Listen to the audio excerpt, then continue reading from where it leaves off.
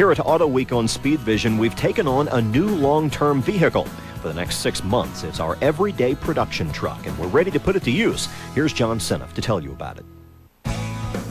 By now, our next segment almost needs no introduction. This is the third installment of our never-ending search to find the ultimate Auto Week TV truck. And this time, it's Chevrolet's turn. Our most recent contestant, the Ford F-150, was a worthy companion, used among other things as a go-anywhere, do-anything television truck. So worthy was the F-150 that we wondered if Chevrolet had anything for the Ford guys. Chevy's answer was its bread-and-butter pickup, the Silverado.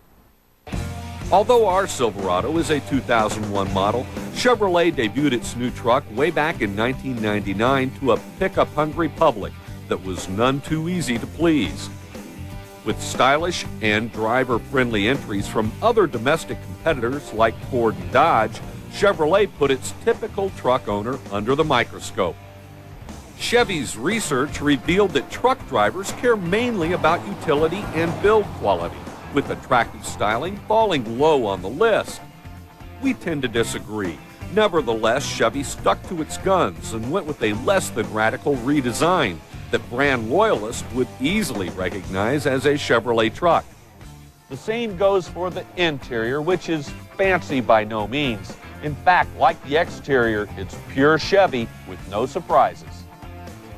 Our long-term Silverado came equipped with heated leather seats, power windows, and a stereo system with both cassette and CD players. The most important feature of the Silverado is the crew cab with its rear retractable seats, which hopefully will provide enough room not only for gear, but also for the crew. Once you look past the sheet metal, though, it's a whole new world. Not only is the Silverado larger and lighter, but it's also smoother and more powerful than its predecessor. Under the hood, the Silverado offers a range of engines, with the 4.3 V6 remaining basically the same. But the Vortec V8s are a marked improvement. We haven't logged a whole lot of miles yet, but early indications are that Chevy's hit a home run with the Vortec engines. In fact, we think you'd be hard-pressed to find a better performing all-around truck engine. Chevrolet also used an advanced hydroforming technique for its frame construction.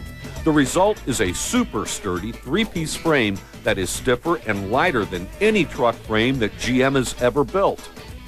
The chassis is not only stiff and generally void of squeaks and rattles, but the cabin is quiet as well, which is one of those improvements that Chevrolet felt its truckers would appreciate. Our Silverado rang the cash register at just under $37,000. Thus far, we've used the Silverado for our normal TV crew tasks, as well as a few other typical truck duties, and it has scored well, but the down and dirty is yet to come. First came the Mazda B4000 for our television needs. Next came the Ford F-150. And now, the Chevrolet Silverado. So how will it meet our needs and stack up in the truck world? Stay tuned and we'll let you know in the months to come. For Auto Week, I'm John Seneff. I sat on the front porch the other day with my 12-year-old son, and the conversation got around to animal group names.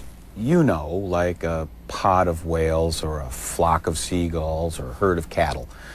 Don't ask me how the conversation started, it just did. And then, of course, one thing led to another.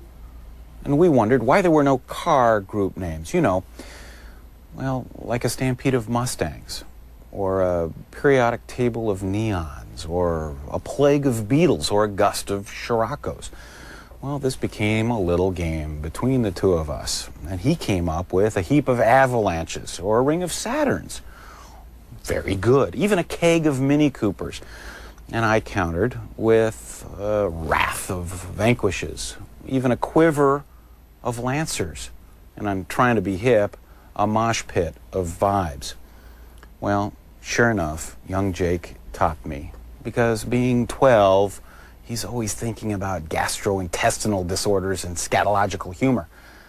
What did he come up with?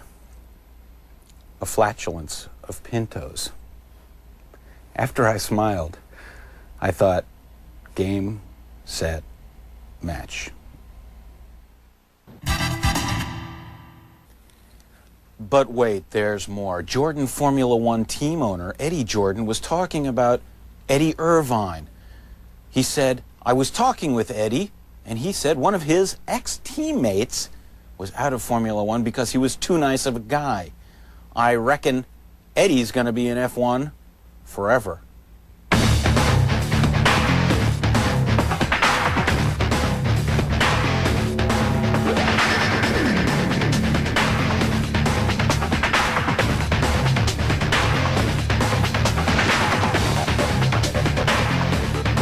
For more of the latest automotive news and information, log on to speedvision.com.